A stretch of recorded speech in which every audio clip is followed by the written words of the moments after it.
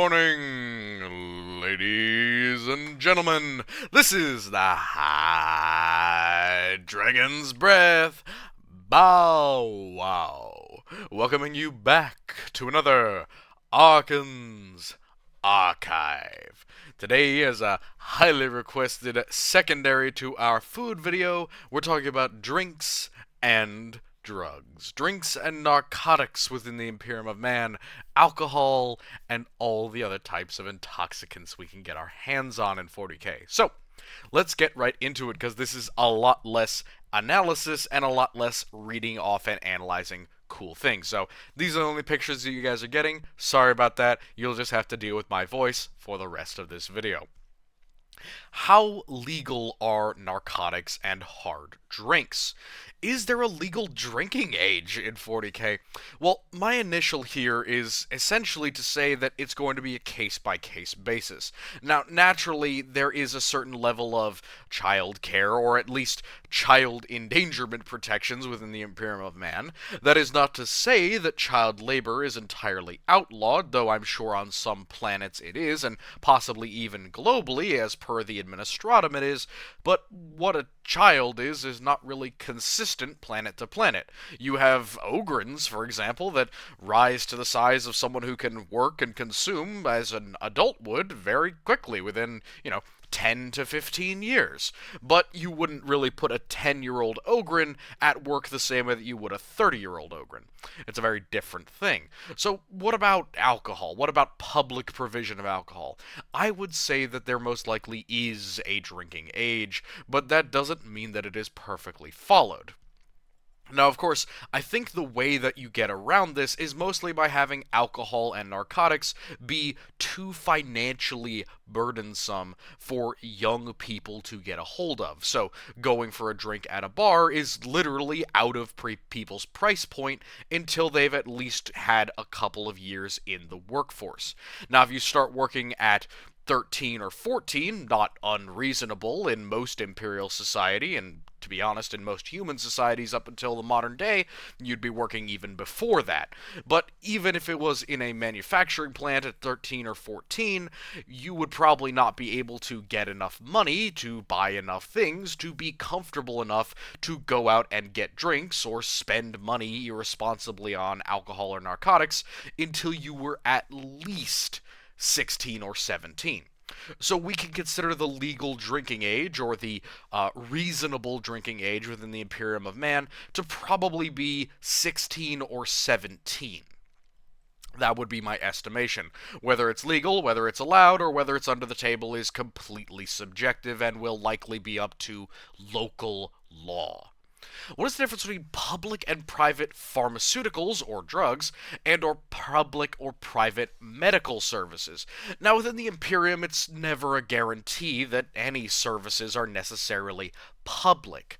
That is not to say that public pharmaceuticals, and especially public medical services, are just unavailable, but they're usually not organized by the Imperium, and they're usually not overseen by the Imperium more often than not. They're going to be organized by the local world, and usually by the local government. That means that a planetary governor will be in charge of setting up and funding a hospital, or setting up and funding a poorhouse that has a medical wing, or a nursing office, or a CVS equivalent, a pharmacy. Now, that is public. That is provided for the public good by the public trust, or by the public funding, or by the funding of wealthy nobilities. But what is private? If that's public, what's private? Now, again, you'd still have to pay for public. You'd still have to go through, but it won't be like you'll have insurance you pay through the nose. You're paying directly for the services that you are requiring. Now, it's probably pretty reasonable because, let's be honest, the imperial human is suffering a lot of maladies without any real negative consequences a majority of the time, but if something becomes really problematic, you might have to go and get it checked out by a legitimate or illegitimate doctor. So, what is private, then? Well, private is that more illegitimate side. Now, a public pharmacy could be something like a dispensary inside of a hospital. It's going to be protected because, of course, there are narcotics in there, and addicts would just love to get their hands on them, so we're going to protect them inside of government buildings that can have PDF troopers or guards or police stationed within them to protect them.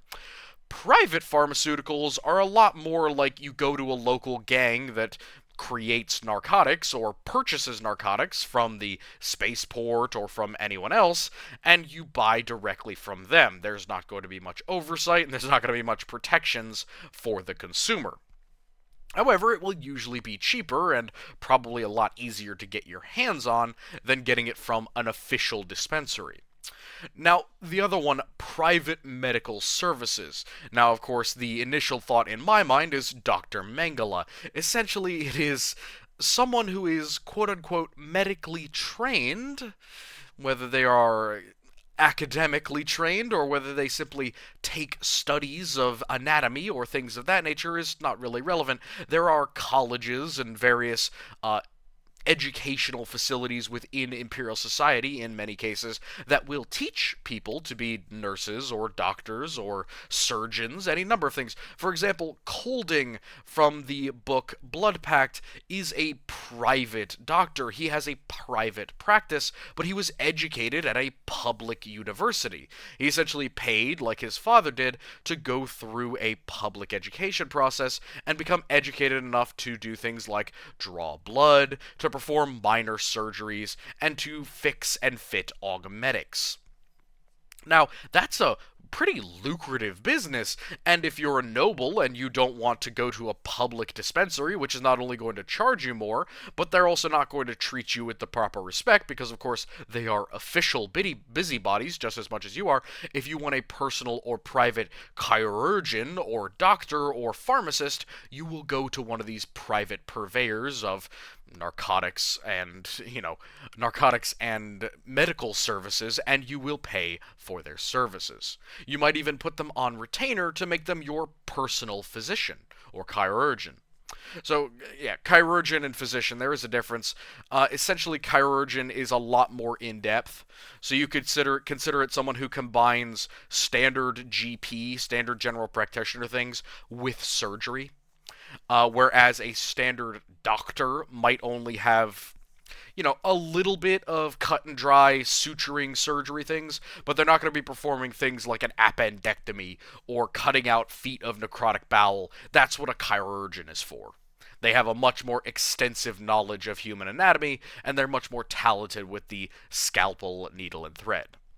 So, next one. How do addicts feed their addiction? If there's this complicated two-piece medical system, how do, say, Obscura addicts feed their addiction? Well, an interesting thing is that a lot of the drugs in the Imperium, and a lot of the alcohol as well, is derived from natural sources. Vines, flowers, stones in some cases, various sources that can be found by the average civilian, and then turned into an addictive substance.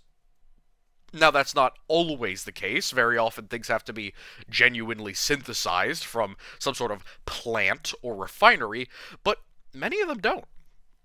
Many of them can be made in the underhive and secured from simply going outside of the hive and hunting down ingredients. So that's how some entrepreneuring addicts or people who are in need of narcotics go about it, but the other one is the Obscura Methadone Clinic. Now, Obscura is a heavy opiate, and it is very illegal because it is highly addictive. Essentially, you get a pleasurable few hours of bliss, and then a deep, deep, horrifying depression unless you continue to imbibe Obscura. Now, there are a lot of ways to take Obscura, some of them much healthier than others, and some of them having much more long-term effects, but it is no secret that the Imperium has a problem with Obscura addiction, both among the lower classes and among the nobility. Because Obscura is so expensive and so sought after, there have been a lot of variants made both to approximate the effects and to help wean people off of the drug. One of them is essentially an Obscura methadone. Now, I refer to it as methadone because Obscura is pretty close to heroin in terms of an opiate. Not only can it be, heated up and injected, but it can also be inhaled like opium. And of course, it is a depressant opiate. Now, the methadone clinics are set up for people who are severe addicts, and these are public things that are given to prevent the plague of addiction from causing a respective crime wave. And this is also mentioned in Vergast, I believe, or in one of the other Gaunt's Ghost books.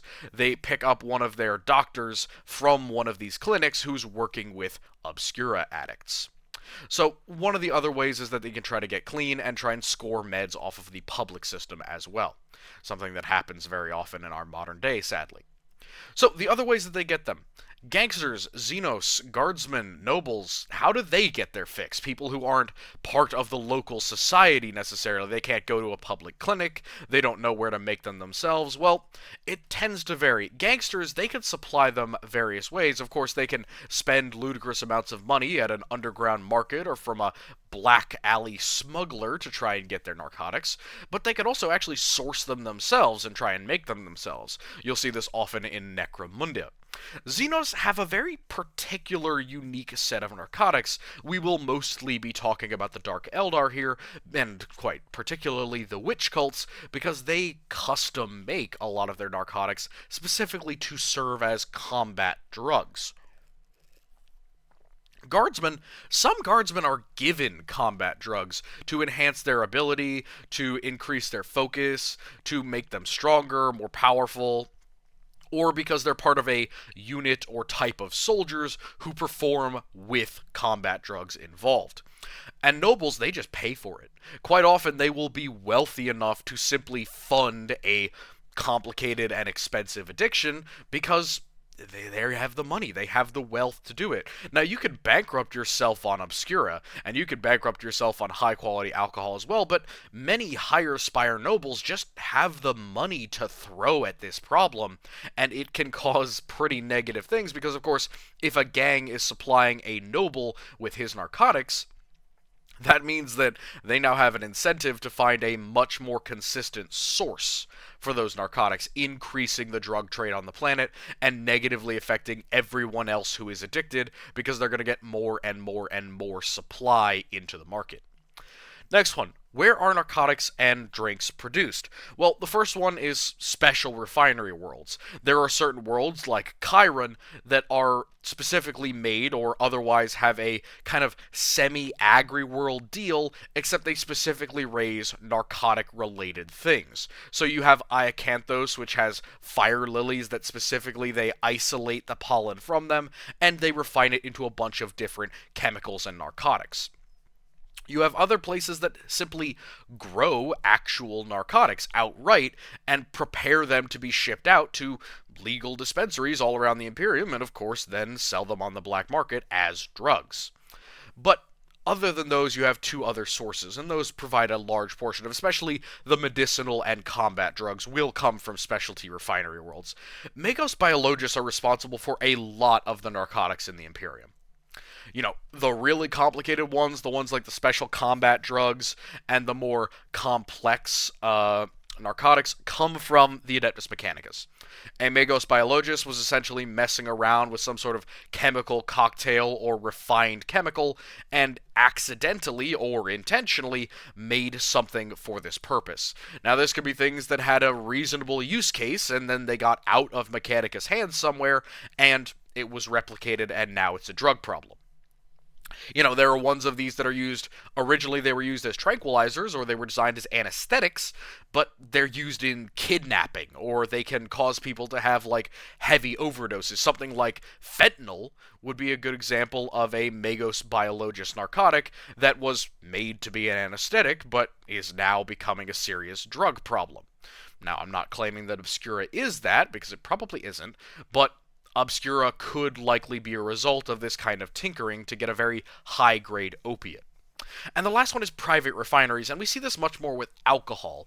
Alcohol doesn't tend to be shipped off-world in massive quantities unless it's an export product. Now, of course, there are millions of worlds that produce their own local version of alcohol, but the ones that we're going to be talking about today are the ones that you will find, quote-unquote, within common circulation within the Imperium. And these private refineries essentially allow anyone on any planet to take a standard grain or fruit or whatever it may be and develop it into a narcotic. Usually it's alcohol. So, note that some of the following is theorized, mostly for fun. Important note with it: do not use drugs or drink alcohol. I do not condone any use of narcotics or alcohol. This video is purely for entertainment and 40k lore purposes. I do not condone, I do not agree, do not use alcohol and drugs. I care about your brain. You need to be able to understand when I use my expansive vicissitude of erudite vocabulary. And you can't do that if you're on drugs, so keep your head out of the gutter and let's get into it. So, drinks, let's go non-spirits to spirits. This is most of the alcohol within the Imperium. Ale is the first one. Ale is a pretty generic brewed system, or brewed liquor, or in this case, beer. Brewed ale is often referred to as algae or ale algae, because it is made with a lot of very simple ingredients. Essentially, any green or any living thing could be brewed into ale. It essentially is a fermentation process using yeast that produces kind of a cheap, bitter, and green beer. Now, algae, as we've talked about in the food video, is kind of a struggle food, but it is something that can actually be brewed into ale. This is not very good, it's not very tasty. I am not a personal big fan, especially because it is rather cheap and it tastes like kind of crappy beer, without any of the hops or the additional bonuses that we think about in our modern day with ale. The ale of the Imperium is going to be thin, bitter, green, and relatively low in alcohol content. Glees is the next one up. It's a cold weather cider from Paragon.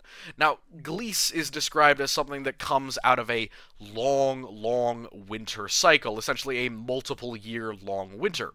And this is a perfect environment for very small and high tannin content apples, which kind of points me to Glees more being like a high fruit cider, or a very dry cider that can keep well in cold weather and develops from these type of apple trees from Paragon. Glees is an interesting one. It doesn't have as much detail on what exactly it is, but this is where a lot of the theory crafting comes in, and especially on the next slide. The next one up is Genza. Genza is kind of a heavy, dark malt beer. You could compare it fairly favorably with something like Guinness. It is thick, heavy, black. It's going to be served in relatively small pint glasses as opposed to the much larger kind of double pints that you might be expecting for something like a standard beer. And Genza has a probably pretty wheat-heavy background like a lot of beers do in our day. Clogfizz, or Clockfizzes, is a fizzy kind of classic root beer. Now, this is a little bit of an abnormal one because it is a alcoholic beverage, again, derived from a natural source on a specific planet. A lot of these are planet-specific, but as they are mentioned, it is likely that they are exported at some level. Clogfizz is a root beer. Quite literally, it is a brewed beer that uses roots for its flavor, so to speak, and it mentions that it might have some sort of sweetness to it as well. This is not going to be as dark as Genza, but it's definitely going to be heavier and more bubbly than something like ale. So, Clogfizz is another interesting one up there. Mjod and Wolfsmead are the next one. This is all Fenrisian poison.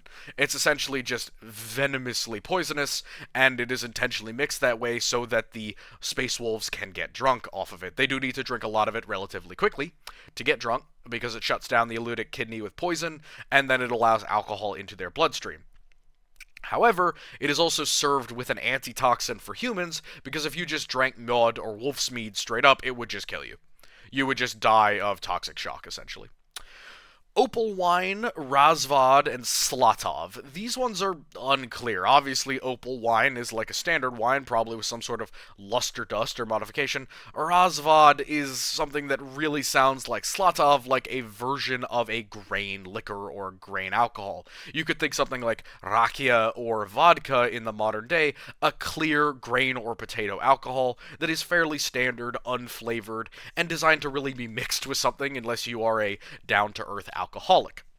The next one is wobble. Wobble is made with plon fruit or pilon fruit, and it is essentially a cheaper version of renkia, or of renka.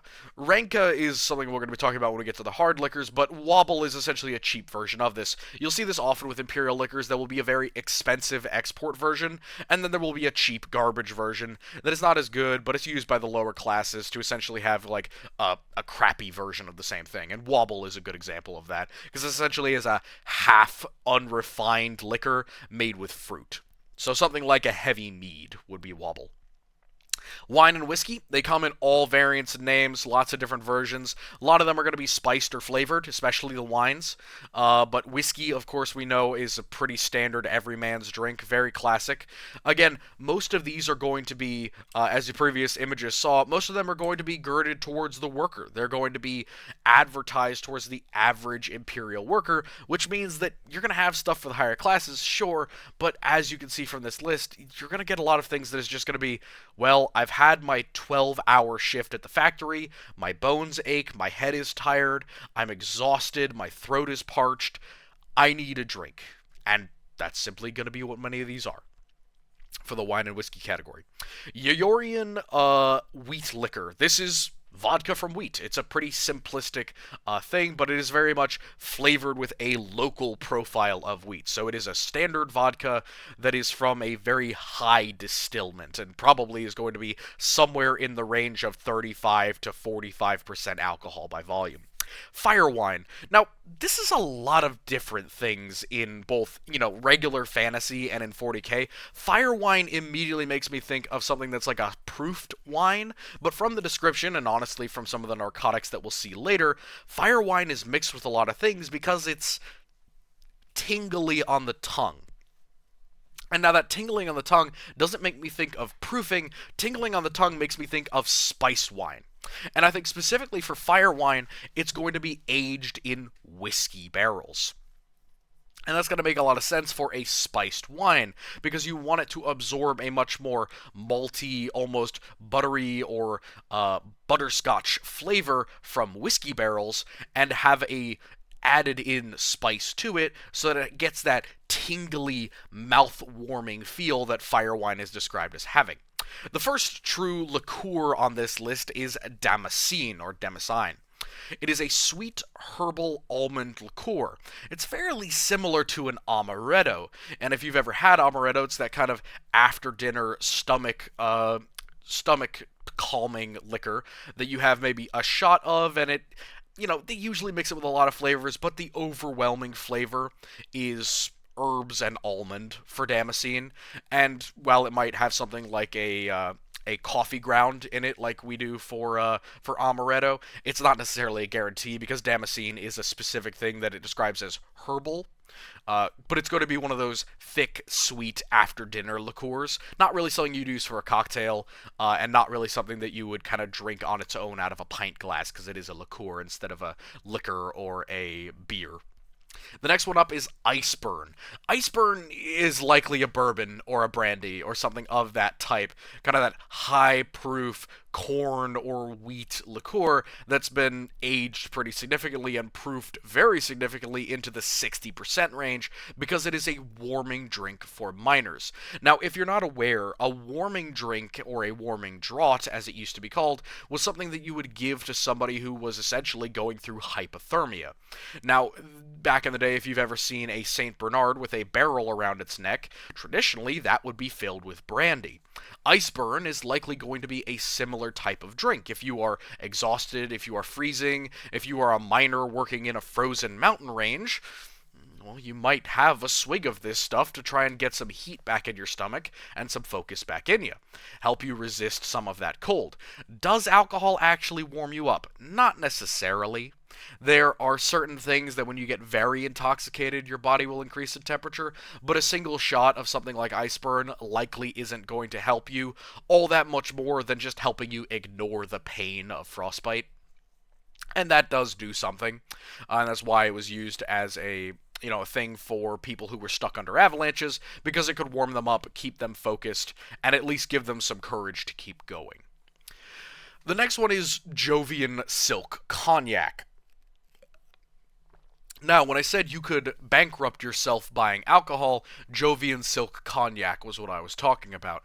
This stuff is expensive cognac, and it's pretty much on par with our normal cognac today. Jovian Silk Cognac has a specific thing to it, whereas it is incredibly smooth, incredibly high quality. You're not necessarily supposed to be tasting the alcohol in this. It's sweet. You could almost imagine it like a horchata type flavor, that smooth cream feeling that comes in the silk, but it is definitely a cognac. It is definitely a high proof spirit, and it is very expensive. The next one up is Jalik. Jalik is a Vergastite sweet workers brew. It is flavored and it's very sweet, which, again, the Vergastites are a lot of miners and manufacturers, which makes sense. Something like a Jalik would definitely be something that you have after a long day of work. And that's why I thought as well, maybe this is a flavored whiskey, because it is described as very sweet, and even if you are a big whiskey fan, you must admit that there are many whiskeys that are flavored with way, way, way too much sugar. I was a big fan of Fireball, and I understand that there are certain whiskeys that are way sweeter and way more flavored than others, Fireball being an example. Jalik could be an example of something similar to that, a sweet, strong, worker-oriented whiskey that is flavored in a certain way. You know, what Jalik is flavored with, anyone's guess. There are probably different variants depending on where it is produced, but my actual bet, based on how the Vergastite diet works out, it probably is a mint or an herbal flavor to it. Possibly even like a sage or some sort of heavy flavor to it with Jalik. Matuse or Matusa is a thick green liqueur. Really, the most equivalent thing to Matusa is creme de menthe, which is this thick green mint flavored liqueur. Again, this is another thing like amaretto or anisette that is for after dinner. It is a stomach settler cocktail that you really just have about a shot of and you sip it slowly. It's not high in alcohol content, but it's thick and it's sweet and it's a liqueur. The next one up here is Renka or Renica. It is a cultured liqueur and fruit brewed brandy. So it's a brandy that you have now cultured with fruit and sugar, and it has a very pale yellow fruity flavor. Now again, like Wobble, this is made with a specific type of fruit, pilon or plan fruit. It is similar to a dragon fruit, but it's a different color. It's like a cross between passion fruit and dragon fruit, something similar to that.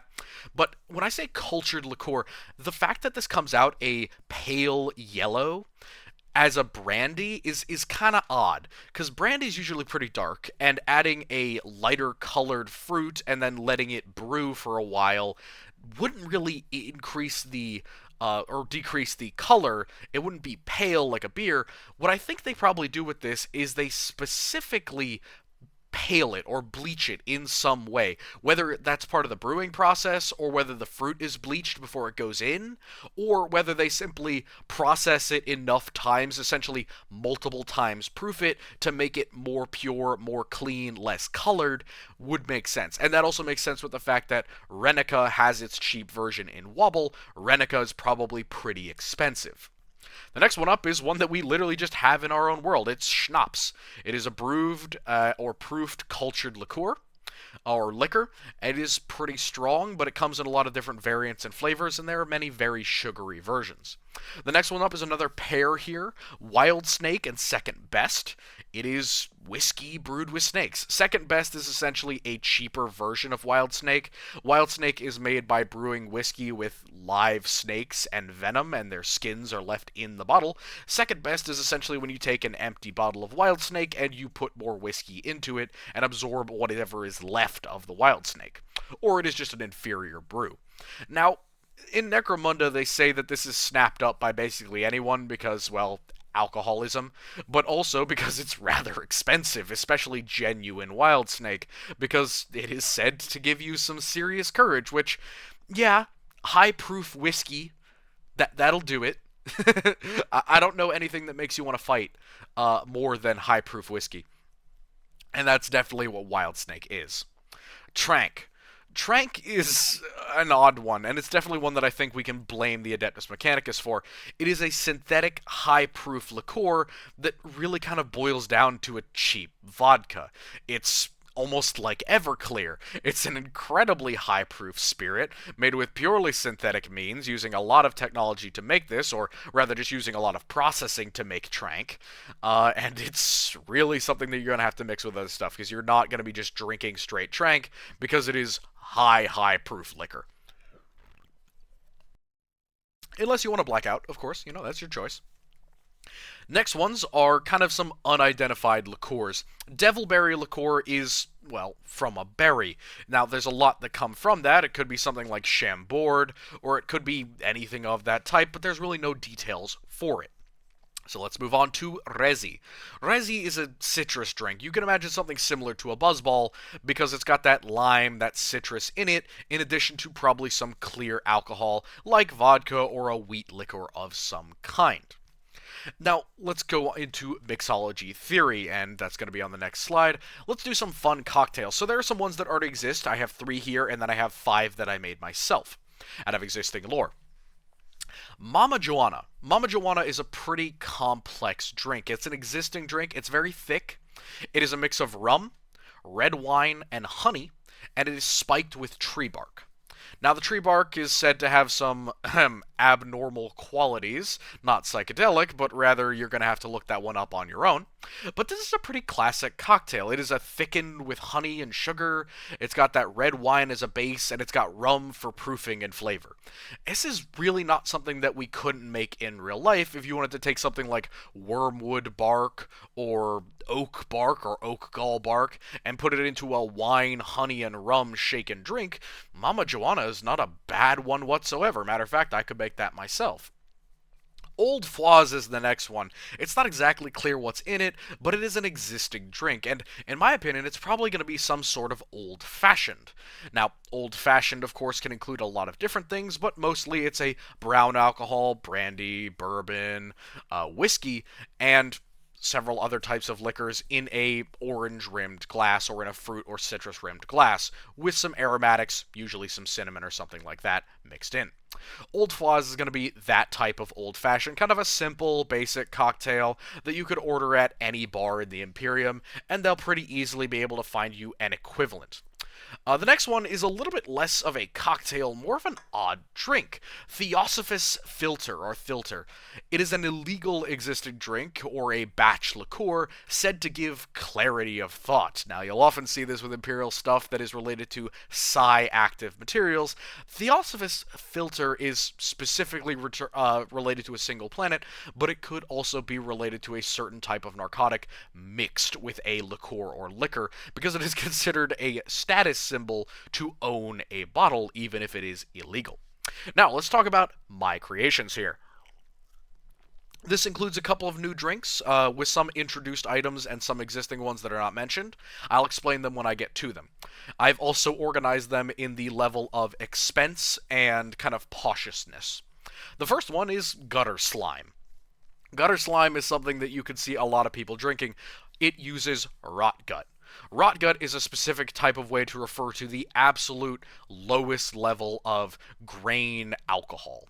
It is essentially something like rubbing alcohol, mouthwash, hand sanitizer, anything that has an alcohol content that won't kill you by drinking it, methanol, wood alcohol, any of that could be considered rot gut, in addition to kind of somebody's home-stilled vodka or things like that. What do you mix into this lovely drink? Well, water and oats. Oats or dried corn, or meal, or flour, anything to thicken it up. This is gutter slime. Gutter slime is essentially designed to mix alcohol, water for hydration, and some sort of cereal crop. It is 50% meal replacer and 50% post-work helper. Like we talked about in the food video, you're going to be consuming a lot of calories at your work. If you come home and you want to mix your last 200 to 600 calories with your evening tippler, pour some water and some oats into a bowl or glass, and then pour some rot gut over top, shake it around, wait for the oats to get waterlogged, and then glug it down. this is not something that you would buy. This is something that you would make if you did not have time to make yourself a legitimate meal and you liked starting off your morning breakfast or your evening meal with, 3 shots of grain or wood alcohol. Rot gut is not very good for you. And the gutter slime is also just not going to be very good for you in general. The next one up is Boot and Rally. Boot and Rally is something that I could see a lot of Imperial Guardsmen using. It is Armasec, or other just armed people in general, soldiers. Armasec is a cheap version of Amasec. Amasec is a high-grade liquor, essentially related to the nobility. It's very much what you consider like a high-proof champagne. Very fancy. Or a high alcohol wine or something of that nature. It's also related in some ways to cultured liquors, like schnapps or like high quality vodka or bourbon. Armasec, however, is essentially that minus all of the fancy stuff. So instead of having grapes from a particular world and vineyard of a certain year, all that fancy things that you pay for when you pay for a $500 bottle of wine, Armasec is just, I had some white grapes, I distilled them myself, I made it into mash, I let it become alcohol, Armasec. Armasec, recaf filter, or recaf, essentially coffee grounds, and boiling water. I think you can see what I'm talking about here. Essentially, you take the recaf filter, you pour out all the ground coffee, or the puck of coffee, or whatever is left, you fill half your glass with boiling water, and then you put in about 2 shots worth of Armasec, and it is a strong, warm hangover cure. Essentially, it's a nice option for your morning tea. Instead of having to brew a new pot of coffee if you were drinking the night before, you come back to the office, everyone's taken all the good coffee, there's no warm coffee left. Damn it, I'll take out the filter, I'll take my pocket flask, I'll boil some water, I'll pour all of that in, and then I'll drink it up as if it were a glass of tea. And it would probably be a solid hangover cure because not only does it give you a lot of caffeine as you're literally eating all of this filtered coffee, but also you're getting a shot of the dog that bit you. Again, I don't recommend that, but also I don't suffer as much from hangovers as most people. So, reasonable thing to have some Boot and Rally. It could also be something that you use to keep the party going. Iron Torox. Now, Iron Torox I could also see being used by, soldiers in garrison and base. This is definitely something that the Imperial Guard of certain high-grade regiments would have access to. Now, green Torox is an existing drink made with that Pleon juice, or Pleon juice, P-L-O-I-N, Ploin juice, that we talked about before. Green Torox is just made with that. But Iron Torox is green Torox, more of that fruit juice, and tea, all boiled and then chilled. Essentially, this creates you something that would be a very easy mixer, because you have a strong herbal flavor from the tea, you have fruit juice, and then you have an already existing fruit juice concoction. So it would almost be like mixing Gatorade, orange juice, and black tea, or, hibiscus tea, whatever you want. If you don't want it to be caffeinated, you boil it all together to get those flavors nice and together, to boil off a little bit of the water so that it becomes closer to a syrup, especially with green Torox, because that uses a lot of water.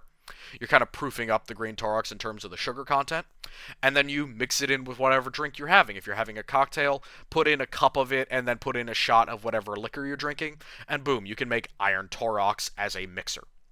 The next one is our first one that isn't going to be used by the average foot slugger or by the average gutter snipe. And that is Sweet Willem or Sweet William. Now, the first one we have here is a pretty unique one, Sacra. Sacra, or Sacra, is a sweet, sweet, sweet, clear liquor. Very much has a flavor of like gin or juniper berries, but it's quite sweet. And this is from Tanith, but there are other versions similar to it. They've mentioned that certain alcohols on other planets taste like Sacra, but it's not the real thing because, of course, Tanith is no more, and Bragg is no more, who was the only person who really knew how to make the good stuff. So, Sacra is going to be the main ingredient in Sweet Willem, and the other things that are in it, well, this is a classic cocktail. A burnt rim or a smoked rim, so you would take sugar or you would take a cigar, light it underneath the glass that you're serving this in, leave it there, leave the smoke to imprint on the glass and leave that nice flavor, and then crush and burn some spices. I would recommend something like star anise, cinnamon, and maybe some sugar or something else, and then you pour that into the drink over the sakura, and it's a classy cigar in a glass. It's a very slow sipping drink. You have this very sweet, pure, clear, high grain spirit like a gin that already has one flavor, and all that you're doing is kind of robing or swathing it in a burnt, oaky scent, and then adding to it some crushed or burnt spice. They're going to make the pips taste better. It's going to make it taste very different. It's going to give new aspects to this otherwise already very flowery, sweet liquor. And the last one, probably the most expensive one on this list, is Silksis. Silksis is a pretty complicated drink. It is a three-piece. It is Amasec, genuine Amasec, not Armasec. Amasec, again, is that high-proof, kind of like a very, very high alcohol content champagne. You would only be using a couple of ounces of it per drink because this stuff is very expensive. And then chilled grape juice. You could be red or white, doesn't matter. And then you top the whole thing with bubbly white. So this really is kind of like a 6-ounce drink that you might have in a tumbler or you might have in a rocks glass with ice. Now, the Amasec is doing a lot of the heavy lifting here. All that the grape juice and the bubbly white, again, bubbly white wine would be something like, standard white wine, rosé. It could be something like actual champagne. But all that those are doing is essentially elevating and increasing the experience of the Amasec. Because what you want out of Silksis is this idea that nothing is getting in the way, nothing is interfering. There's no other flavor profile here other than the Amasec. The grape juice and the bubbly white are both grape flavored things, and Amasec at its heart is a wine in some manner. It's a highly proofed wine, but it is still a wine. So it is going to be all in one direction to maximize that flavor, and with bubbly white wine on top of it, it's keeping this thick, viscous, sweet grape juice from interfering with the flavor by being a layer on top of it. And this is going to be expensive and very much related only to the nobility. So, on from the cocktails to the narcotics. The first one is civilian accepted or low-grade narcotics. And I'm going to rattle these off here because it's already been quite a while and I don't want to take up too much of your time. The first one is low sticks. Low sticks are essentially cigarettes or cigars used by all different types of people within the Imperium. Coton is kind of related. Much like low sticks, it is another nicotine or mild stimulant narcotic, but Coton is a cheek injection, similar to a vape, where it's put into the side of your mouth or cheek, and it's sucked up into your lungs, and then you breathe out a small gasp of pale smoke. Detox. Detox is less of a drug and more of Narcan. It neutralizes whatever drug is in your system, either good or bad effects. It can keep you from overdosing. Dream Stim, and to a lesser degree maybe Sleeper, is used to make armsmen likely, and it's used by armsmen most likely, and it's to help them sleep. Dream Stim is essentially going to be helping armsmen who are in the warp for a long time, dealing with all the issues and the psychological trauma of being outside of real space. It's going to help them get a good night's sleep. Grinweed. Grinweed is like Lowe's, but it's essentially marijuana. It's essentially weed. It makes you smile, and it can be mixed with low sticks to make something similar to a spliff. Now, Grinweed, or greenweed in some cases, but it's actually called Grinweed, it is really just called because it makes you smile. This stuff is used by a lot of different people. It's kind of frowned on within the Imperial Guard, but it isn't illegal as far as I know. Again, Imperial Guardsmen aren't supposed to be having any narcotics, but we know for a fact that a lot of them do. Next one up is Glauconda, or just Conda. This is that tingling intoxicant that I mentioned being mixed with fire wine. It isn't clear what Glauconda or just Conda does, other than giving you a strong tingling sensation, but it may be something like a luster dust or something that you mix with alcohol to make the experience better. Kiksa, or Klexa, or Kleksha, is a smoked narcotics. It's used by courtesans, again, that kind of thing that you're going to have to look up on your own, and causes yellowing of the eyes. This stuff is expensive. It's similar to a very, very high-grade version of Coton or Low Sticks. So it's almost like a pipe tobacco, and it's smoked by these people who are of a higher class to kind of indicate, I'm not smoking some sort of paper rolled vegetal material. I'm smoking a specific narcotic. It's Kixa. The next one up is Kalma. Kalma is a pretty straightforward one. It's a relaxing semi-sedative. It's used to kind of keep people calm. It's also used to relax captives. Kalma can be used to keep people who are in captivity from being anxious, but I would also imagine that this could be put into a lot of different things that could be used to calm animals as well, as it is kind of a sedative, where it makes you relax, not really resistant, not really angry, kind of passive. Idea. Idea is a legal, very strong narcotic that dramatically lowers your inhibitions. This causes quote unquote unexpected and often violent actions. Essentially, this is a drug that all that it does is it makes it more likely that you will not control your random intrusive thoughts. That's what idea is. Miss me with that. That sounds so dangerous. I have no idea how this is legal, but it is.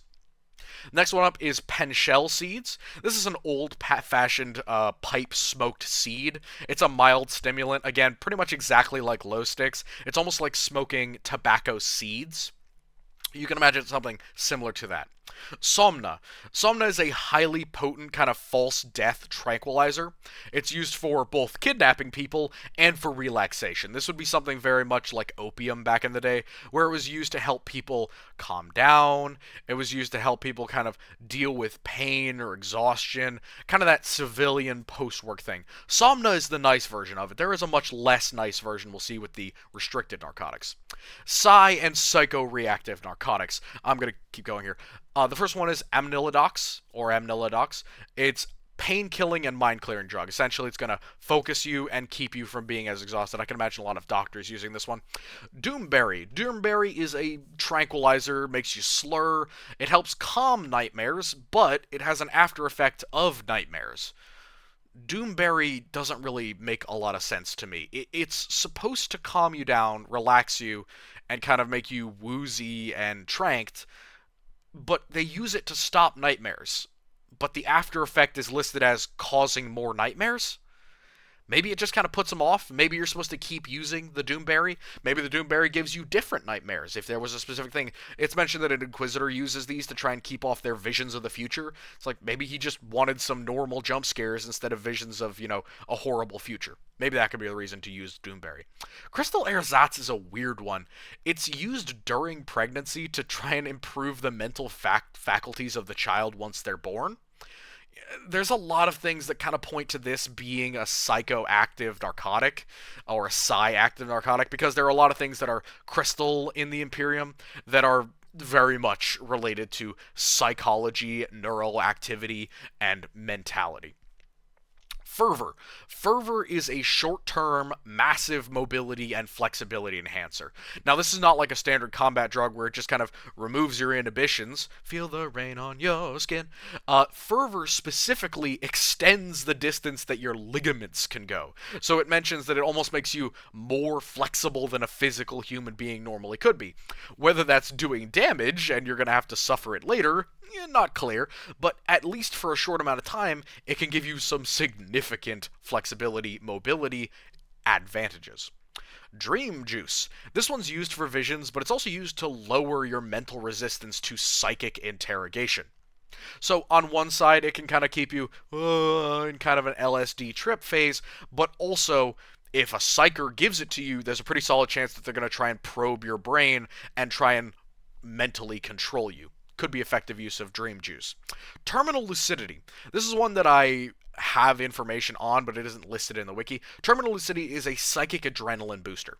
Essentially, where a psyker would have certain limitations to their powers, this massively increases the speed of your body's hormone dumps, which means that you can essentially massively increase your psychic potential. Now, it does work with normal humans, but all that terminal lucidity really does at the end of the day is it can increase the speed at which you release hormones from your body's, nodes and production centers and increase the volume of that in your body.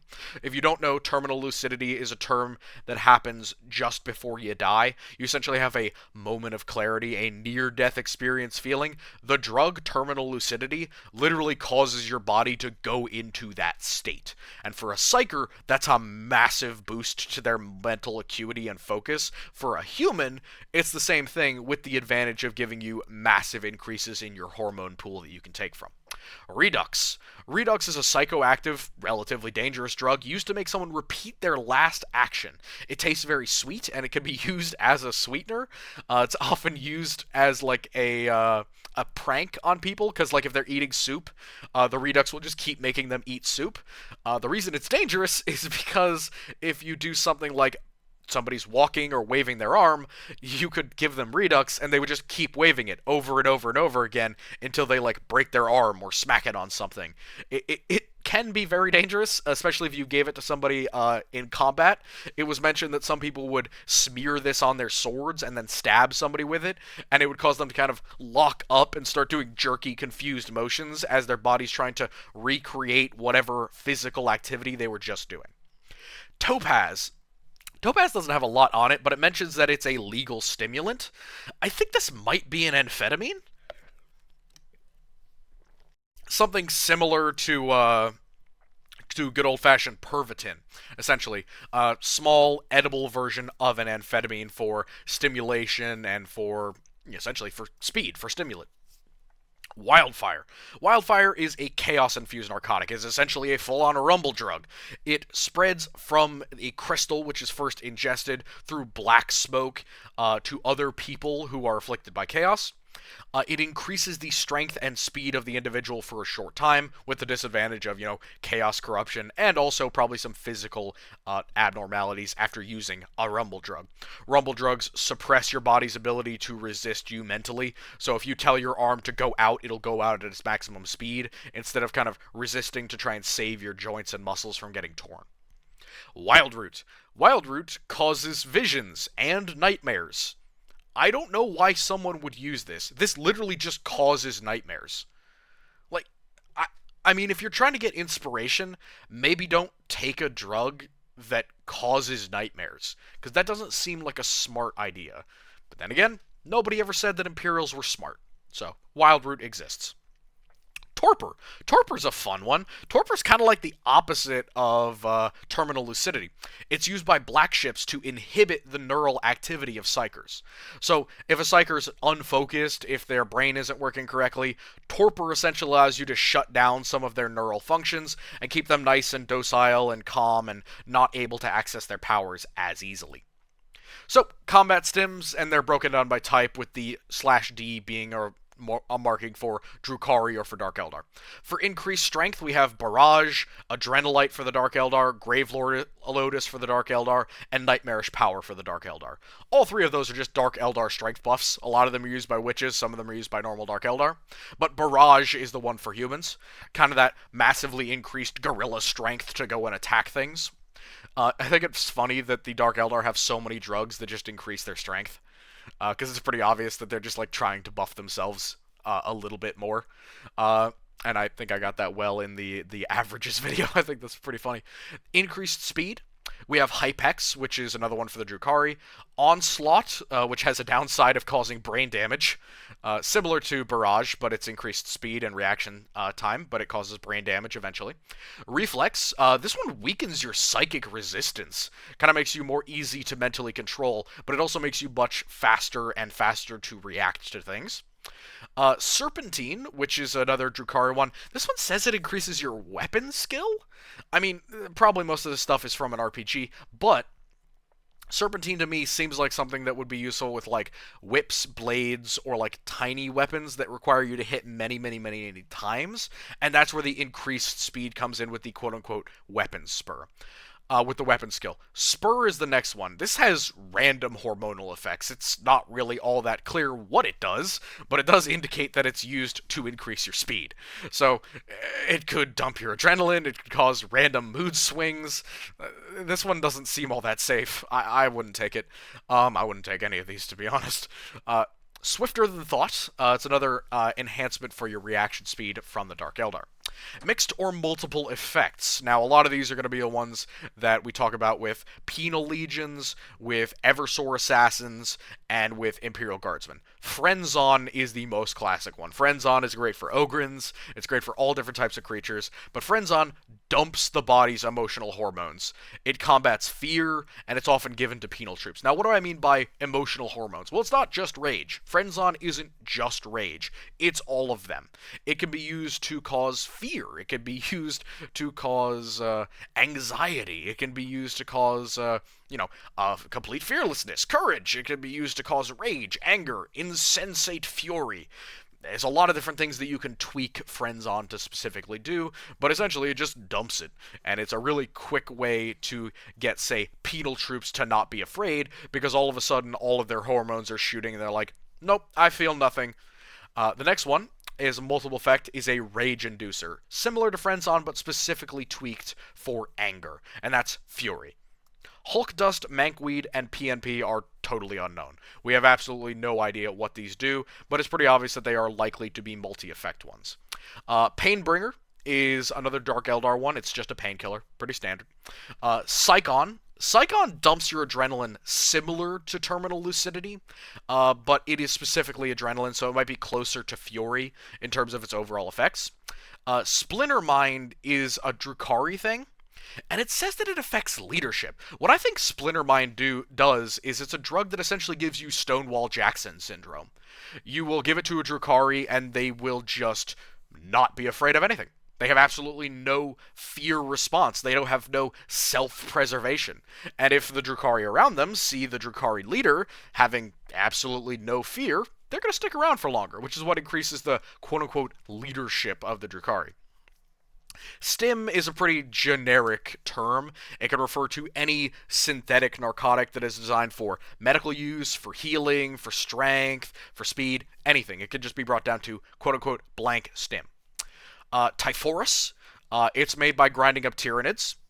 God knows why, God knows what it does, I have no idea. Who looks at the inside of a Tyranid and with a real honest opinion, their first thought is, let's cut it open, take all of these random organs and organisms that live inside of the Tyranid, grind it up, and inject it into ourselves? Who thought that was a good idea? It doesn't even list what it does in the wiki. It doesn't even say what this thing does. And I think that's a pretty good... Nobody would do this. Nobody in their right mind would do this. But clearly some Magos biologist is responsible for this existing. And then the last one is Unnatural Vitality, another Dark Eldar one, which increases their regeneration. Pretty classic one. It's going to be like injected platelets, things of that nature. The last set here for this page is Warp or Psych-derived combat stims. You have Blystim, which is demon blood. It is an injected demon blood that increases your strength and power at the disadvantage of injecting you with the blood of a demon, which, Chaos Corruption is a thing. That's not going to be good for you in the long term. Cyanomorphide. This is polymorphine for mutants, which, considering how a lot of mutants live within Imperial society, I could see cyanomorphide being something that's used a lot by, say, a mutant who belongs to a noble house, but he needs to make it clear or change the fact that he is a mutant. Might use cyanomorphide to go out in public, make him look normal. But it is like polymorphine, and polymorphine is just the thing that the Calidus uses to change what she looks like, he or she, but mostly she. Cytoprene is a pure memory wipe. It is irreversible. It essentially blanks somebody's memory out completely. And that follows into the next one. Voltoprene. It is an inquisitorial aim sharpener. Why do I class these together? Because the Inquisition uses both, and because, goddammit, I think Voltaprine is straight up a warp thing, because it actually does increase your accuracy. How does a drug increase accuracy? I don't know. I think it's probably related to the Inquisition messing around with some stuff that they probably shouldn't be.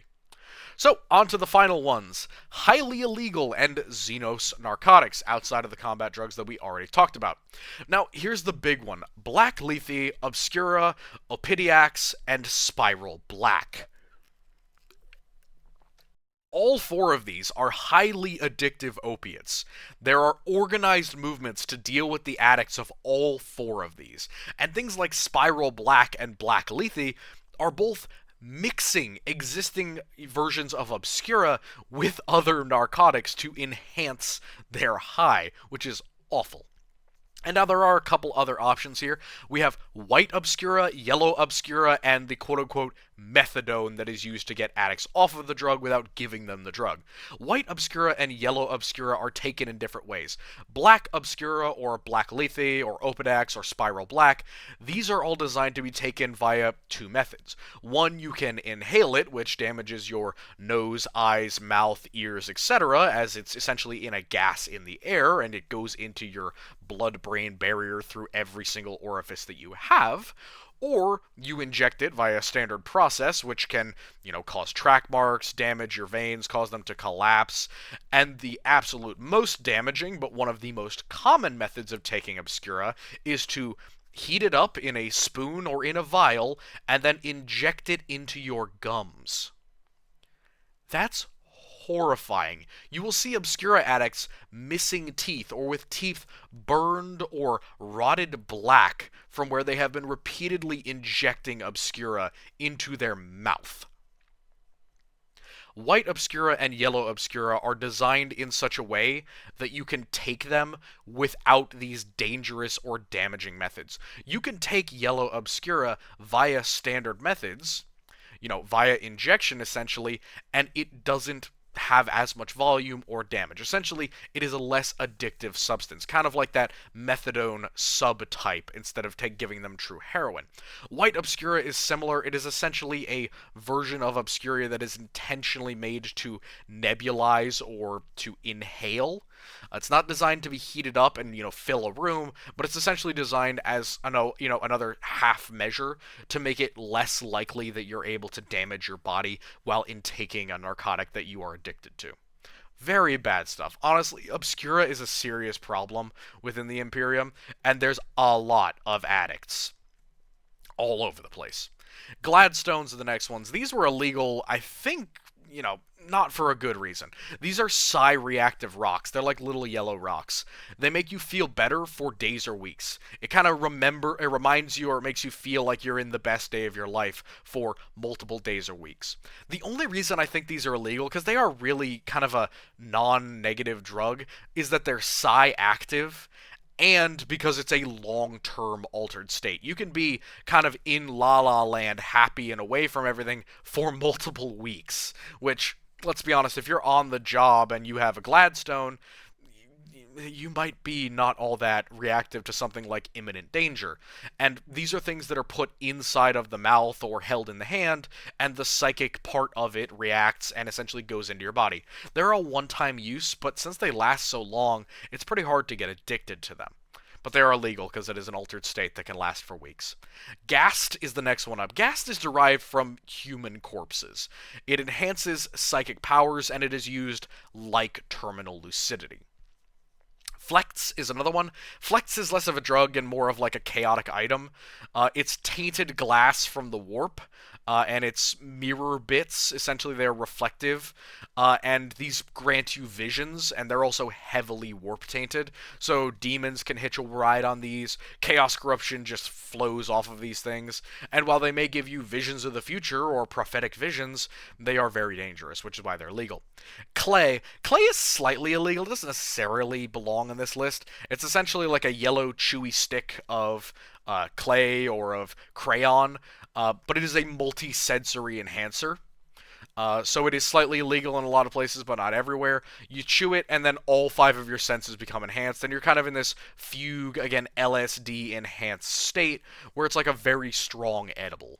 out of this thin, yellow, chewy stick.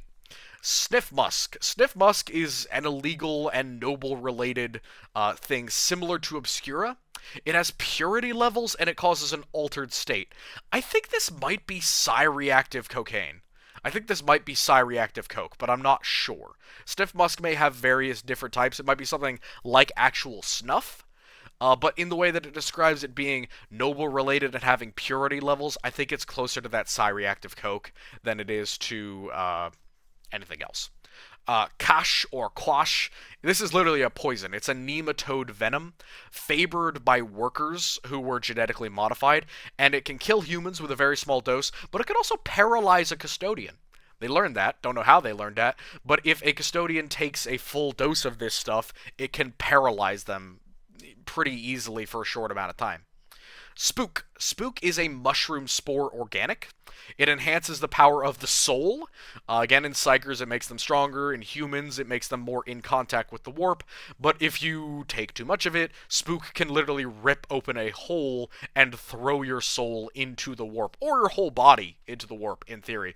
Don't take too much of this stuff. Matter of fact, don't take any of this stuff. It's very illegal. Taisha's Kiss. This one is not too dangerous, but again, it causes false paralysis like sonum or somnum. It is a false death, however, and it is often used for murder because it lasts a long time, and people will get, like, buried alive because they had Taisha's Kiss affecting them. And the last one is Toxjack. Toxjack is a coolant liquid essentially used to fill up needle weapons, and it is a vicious poison, so it's not much of a narcotic, but outside of using it as a weapon, it would definitely still be illegal to sell. So, we've got some nice memes here, and I love this. We got Deep in the Friend Zone for our Eversore. We've got Time to Get Angry Again, Eversore. And then I love this one. It's a beer advertisement for Dark Eldar, which, that is hilarious. I could definitely see the Dark Eldar making, like, Pilsners. Good stuff. So, that's the last video for tonight. I have a lot more to do in the future, but for the moment, I have a great deal of work to do. I wish you all good luck, and I will see you for our next stream. Have a good night.